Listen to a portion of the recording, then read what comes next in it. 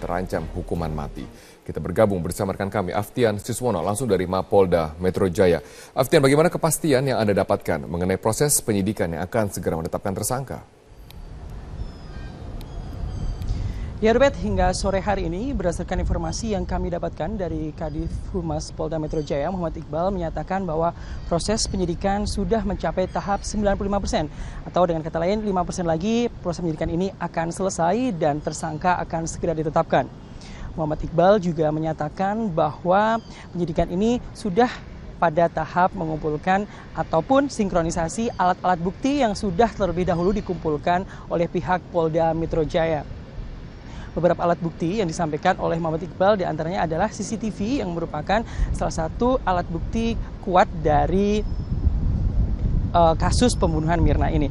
Namun hingga saat ini masih belum ada ataupun informasi yang diberikan oleh Polda Metro Jaya terkait nama tersangka pada kasus pembunuhan Mirna ini. Muhammad Iqbal juga menyatakan kepada kami bahwa pembunuhan ini termasuk dalam kasus pembunuhan berencana atau dapat dikenakan pasal 340 KUHP dengan ancaman hukuman maksimal yaitu hukuman mati. Dan berikut adalah cuplikan wawancara kami dengan Kadif Humas Polda Metro Jaya, Muhammad Iqbal. Berapa persen? Ya mungkin tinggal 5% lagi dari 100%.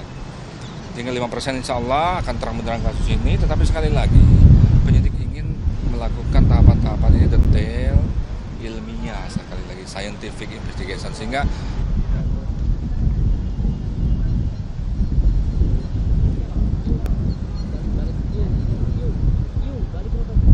ya Robert. Baik, terima kasih Aftian Siswoyo atas informasi Anda langsung dari Mapolda Metro. Pemirsa, proyek sodetan Kali Ciliwung dipastikan Gubernur DKI Jakarta Basuki Cahayapurnama akan selesai pada awal tahun 2017.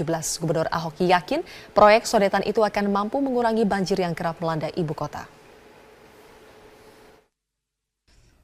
Pemerintah Provinsi DKI Jakarta mengakui proyek yang dimulai sejak akhir 2013 lalu ini telah mencapai 54%.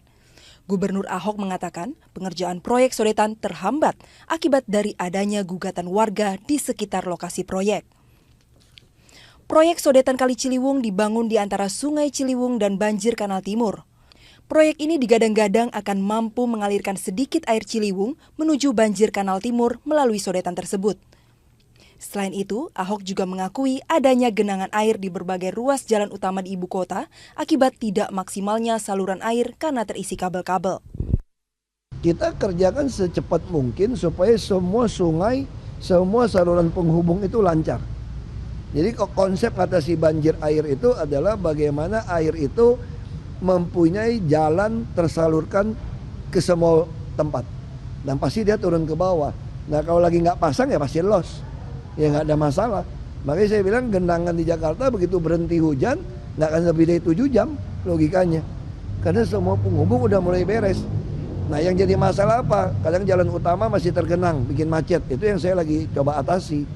Karena semua tali air kita selain kecil, itu di dalam saluran itu penuh kabel. Nah kan kita nggak mungkin bobok gede. Nah itu kita coba atasi. Sementara itu terkait keberadaan kabel utilitas yang berada di saluran air dan menyebabkan genangan air bila hujan turun di sejumlah wilayah di Jakarta, Kepala Badan Penanggulangan Bencana Daerah DKI Jakarta mengaku telah mengkoordinasikan dengan pihak terkait. Hingga saat ini Jakarta belum sepenuhnya bebas dari banjir yang melanda hampir setiap musim hujan datang. Dari Jakarta, Bram Herlambang, Metro TV. Mas Andi, saya akan terakhir kepada Anda. Kenapa publik harus memilih Anda dalam saya rasa calon nanti? Angka udah bisa lihat sendiri. Tugas saya tuh adalah lebih tentunya memperkenalkan diri kepada publik. Ternyata kan angka-angkanya Mas Arya melihat bahwa nggak banyak yang kenal sosok Sandiaga Uno. Jadi saya rasa saya harus lebih sering menyapa, mencoba menawarkan ide gagasan saya. Dan saya rasa ini saya harus mencari suatu tentunya strategi yang bisa diterima oleh masyarakat. Baik. Dan saya rasa pemilih Jakarta itu kan sangat rasional dan kita sama-sama nawaitunya niatnya itu kan luhur untuk membangun Jakarta yang lebih baik. Dan saya rasa ini kontestasi ini jangan dipakai untuk ajang pecah belah daripada Tapi ini harus dipakai untuk ajang bagi kita silaturahim untuk menghadirkan Jakarta yang lebih baik. Keras mengejar seorang bandar narkoba berinisial E saat akan menangkapnya di Desa Tanjung Baru, Kecamatan Bukit Kemuning, Kabupaten Lampung Utara. Pelaku berusaha melarikan diri saat melihat kedatangan aparat kepolisian. Setelah beberapa menit menghilang, akhirnya polisi berhasil menangkap pelaku berikut dengan barang bukti berupa puluhan bungkus paket sabu siap jual. Selesai dari penggeledahan, polisi langsung mengirim pelaku ke Mapores Lampung Utara untuk penyidikan lebih lanjut. Pelaku dijerat dengan pasal 112, 132, dan 114 Undang-Undang Narkotika tahun 2009 dengan ancaman hukuman maksimal 20 tahun penjara.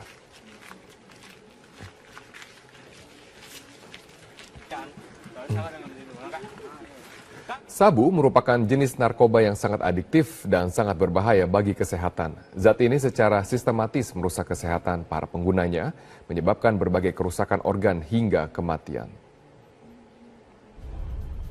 Sabu atau metamfetamin merupakan stimulan yang berbentuk serbuk berwarna putih kristal. Awalnya zat ini dibuat untuk mengobati gangguan hiperaktivitas. Dampak penggunaan zat ini langsung dirasakan tubuh seperti detak jantung yang meningkat, suhu tubuh yang naik, tekanan darah yang juga meningkat. Akibatnya penggunanya kesulitan untuk tidur, nafsu makan menghilang, mengalami euforia hingga halusinasi, kemudian memicu tindakan agresif dan menyebabkan depresi.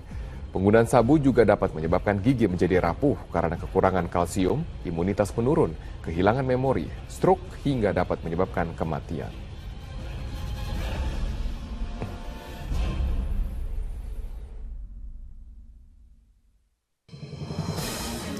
Pemirsa, Kepala BNN Komjen Pol Budi Waseso menyebut jaringan Pakistan merupakan pemasok sabu-sabu yang digerebek di sebuah gudang di Jepara. Kita akan bergabung bersama dengan rekan kami Rahel Marimbuna yang akan melaporkan secara langsung dari Jepara, Jawa Tengah. Ya Rahel, apa saja temuan BNN dari penggerebekan di Jepara ini? Elvita, dalam keterangan pers yang baru saja atau sekitar 30 menit lalu baru selesai dilakukan oleh Kepala BNN Komjen Budi Waseso, dalam penggerebekan yang dilakukan oleh BNN bekerja sama dengan aparat kepolisian dan juga Bea Cukai pada hari Rabu kemarin, pihak BNN berhasil menemukan sebanyak 194 mesin generator set yang di dalamnya kemudian diketahui terdapat sabu seberat sampai saat ini ada 94 mesin generator set yang telah dibuka dan diketahui isinya sabu sebanyak 100 kg. Dan sampai saat ini masih ada 100 lagi mesin genset yang belum dibuka dan diduga bahwa di dalamnya juga terdapat sabu seperti yang sudah ditemui kemarin atau ditemukan kemarin. Sehingga kemungkinan besar total dari sabu ini bisa mencapai lebih dari 200 kg. Dan dalam penggerebekan kemarin, aparat BNN bersama dengan kepolisian juga mengamankan barang bukti lainnya seperti uang tunai sebesar 700 juta rupiah, 2 mobil box dan juga temuan lainnya. Dan selain mesin genset sebanyak 194, diduga modus lain yang digunakan oleh pengedar atau pemasok dari sabu-sabu ini yaitu dengan kamuflase mengirimkan sebanyak 270 lebih dos. Sebagian dos diisi atau merupakan isi air filter. Ini diduga untuk mengecoh petugas Bea Cukai dan juga aparat BNN dan kepolisian ketika mereka menyelundupkan barang tersebut dari China atau dari Tiongkok menuju ke pelabuhan di Semarang. Dan informasi lainnya juga bahwa dari temuan kemarin BNN telah menangkap 8 orang yang tertangkap tangan sedang melakukan pembongkaran dari mesin-mesin generator set yang memang baru didatangkan pada tanggal 26 Januari lalu. Dan kemudian memang menurut keterangan dari Kepala BNN Budi Waseso bahwa kegiatan dari jaringan Pakistan ini sendiri mereka telah telusuri sejak 6 bulan terakhir, dan eksekusi baru dilakukan kemarin setelah mereka memastikan bahwa aktivitas tersebut tersebut dilakukan di tempat ini dan bahwa barang-barang yang mereka selundupkan dari China atau dari Tiongkok telah tiba dan siap untuk diterima atau disimpan di tempat ini. Elvita.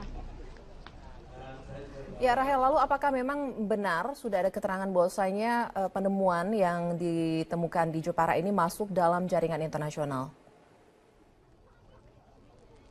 Sampai saat ini memang dari BNN sendiri menduga kuat bahwa ini merupakan jaringan internasional, khususnya yang jaringan Pakistan, dan ini memang sudah ditelusuri oleh pihak BNN selama 6 bulan terakhir ini. Itu informasi yang disampaikan oleh Kepala BNN tadi, bahwa setelah melakukan penelusuran selama 6 bulan, mereka pastikan bahwa memang sabu yang didatangkan oleh pemiliknya yaitu memang berasal dari Pakistan, dan dari 8 tersangka yang telah ditangkap kemarin, 3 diantaranya merupakan WNA asal Pakistan. Dan informasi lain yang kami terima juga dari pemilik rumah atau pemilik gudang yang disewa oleh para tersangka ini, salah satunya memang merupakan warga negara Pakistan yang menikah dengan seorang warga negara Indonesia, dan ini kemudian diduga menjadi modus lain upaya mereka untuk menyelundupkan barang-barang seperti narkoba ini ke masyarakat dengan modus menikah dengan warga setempat. Nah, ini juga menjadi peringatan tadi disampaikan oleh Budi Waseso bahwa masyarakat diharapkan berhati-hati karena banyak sekali modus yang dilakukan oleh para pengedar narkoba untuk memasukkan barang haram tersebut ke Indonesia. Dan informasi lainnya juga bahwa memang operasi atau penggerbekan ini dilakukan BNN bersama dengan kepolisian dan juga Bea Cukai, karena Bea Cukai dengan kerja